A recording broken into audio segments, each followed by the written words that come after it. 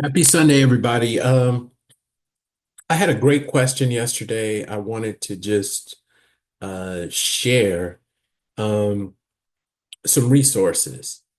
So, if you have not already, if you go to powerbi.com, so if you go to service, so if you're in your service and you go to this button here, these three dots, and you click on Learn. So when you go to the Learning Center, it has a lot of updates. There's a lot of information in here on Power BI. Also, this is where I go to find out the newest features and the newest updates to Power BI. As I mentioned before, it updates monthly.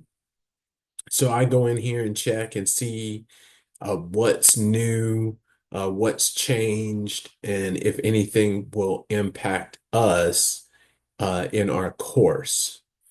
Now, the other thing that I wanted to show you is as a resource, if you already don't know, this search tool is really helpful. So you can search in the ribbon that'll help you to find things if you're not able to see them in if things are looking different from the textbook. Also, when you're in the format page, you can search here. There's a search bar there for you to search.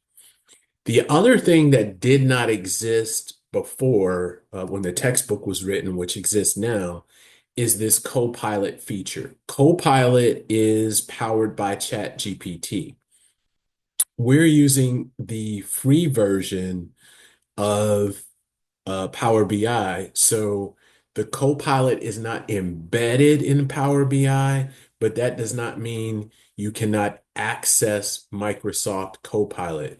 So if you just go to a browser and type in copilot.microsoft.com, you can use it for free. It is a Microsoft product.